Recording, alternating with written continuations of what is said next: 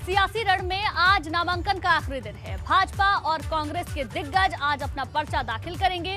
लालकुआं विधानसभा seat अब hot seat बन गई है, क्योंकि यहां से कांग्रेस के दिग्गज नेता और पूर्व सीएम हरीश रावत अपना नामांकन दाखिल करेंगे।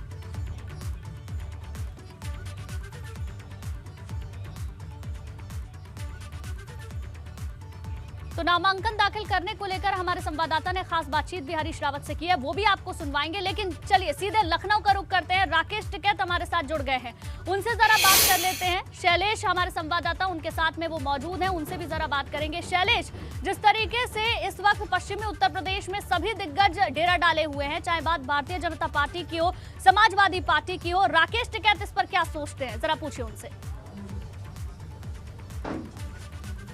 बिल्कुल, निश्चित रूप से। राकेश जी, ये बताइए, इस समय पश्चिमी यूपी में चाहे भाजपा के शीर्ष नेता हो, केंद्र के, प्रदेश के या सपा के, सभी ने डेरा डाला है। जनता किसके साथ है, किस तरह आप देख रहे पूरे माहौल?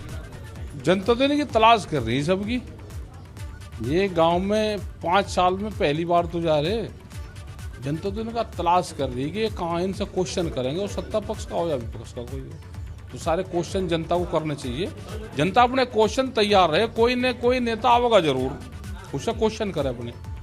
राकेश टिकैत जी से मिलने कौन अब तक पहुंचा? घर घर जा रहे हैं तो राकेश टिकैत जी भी वहीं रहते हैं। मिलने जा रहा, बाहर से नहीं मिलता कोई। हम तो सरकार की तलाश कर रहे हैं, भारत सरकार की, पिछले 1 साल से ज्यादा से हमें मिल ही नहीं रही हो।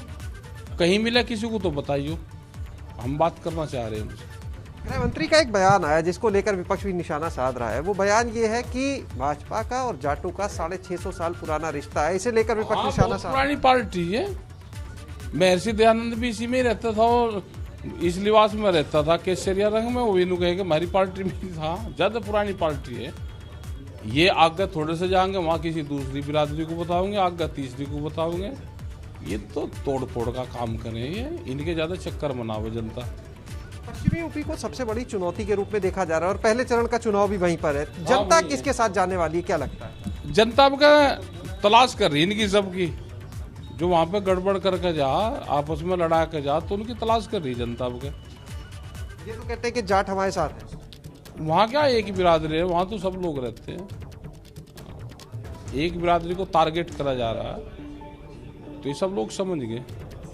और आरएलडी का जो गठबंधन है, क्या लगता है वो भी एक इनके लिए चुनौती हो सकता है? क्योंकि पॉलिटिकल समीकरण भी आप देख रहे हैं सारे वहाँ। हाँ, हमें नहीं ज्यादा जानकारी किसी पॉलिटिक्स का, किसका गठबंधन है, किसका ये है। लेकिन ये है कि सरकार से नाराजगी है जनता की। वो बिजली का इश्यू हो, वो हॉस्पिटल का इश्यू हो, वो जो स्कूल है उसका इश्यू हो, क्योंकि बच्चे भी अनपढ़ हो गए।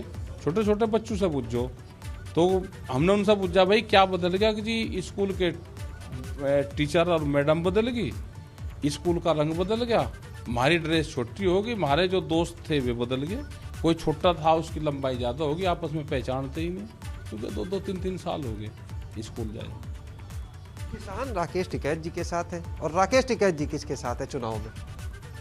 देखो, चुनाव में आधे रेट में फसल बेच के जो जिसको वोट देना चाहता है दे लगा।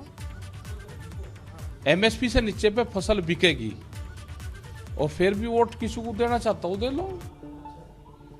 तो किसान की मर्जी भाई, हम किसी को नहीं कहते। जो मजदूर हैं, जो दूध का व्यापार करते हैं, जो महिलाएं जिनके पास में 2 पशु हैं, दूध बेचते हैं, दूध का रेट क्या है एक बार उनसे भी जाकर पूछ लेना चाहिए। जो गैस का सिलेंडर 350-400 रुपये का था, आज जंगल काट के फिर लकड़ी काटने लगे। जो 15-20 साल पहले लकड़ी काटते थे, आज फिर जंगल खत्म होने लगे। तो उस पर भी जरा एक बार देख लो कि 1000 रुपये का सिलेंडर कोई भरवा सकता है क्या गाँव का आदमी? बिजली बहुत महंगी है, एक पंखा और लाइट कोई जलाता है तो 1200 रुपये का उसका खर्च आता है। तो गरीब आदमी तंग तो है। अब ये कितना जातियों में धर्मवाद में उलझा ले उसको, तो वही वो जानकारी नहीं। आपने धर्म की बात की, तो ये पहले जिन्ना है, अब पाकिस्तान की भी एंट्री हो गई चुनाव में। मंदिर मस्जिद भी चल रहा है, शमशान कब्रिस्तान भी चल रहा है। गरीब और सीधे आदमी है गांव के, ये कितने अपने चक्र में उनको फंसा ले, लेकिन अब को चक्कर में आ नहीं रहा है इनके जाते। क्योंकि वो इनसे विकास की बात करें, वो कहे जी गैस का सिलेंडर भरवा दो, मंदिर के नाम पे ही भरवा दो, मस्जिद के नाम पे ही भरवा दो। यानी ये चीजें असर नहीं डालेंगी जो मंदिर मस्जिद शमशान। पुराना मॉडल का इनका एक वाहन है, उसे पेंट करके लाया है, वे चुनाव में उतारा लेकिन वो चल नहीं रहा। अच्छा, ये जो घर घर जा रहे हैं, लोगों से बात कर रहे हैं, उन लोगों से आप भी जुड़े, जनता क्या सवाल कर रही है, जनता क्या कह रही है, इनको जवाब। जनता कह रही है कि भाई महंगाई ज्यादा होगी, जनता कह रही गैस का सिलेंडर महंगा है। महिला ये क्वेश्चन करती है, महिला ये क्वेश्चन करती है कि जो मेरा पशु का आहार है उसका रेट महंगा हो गया।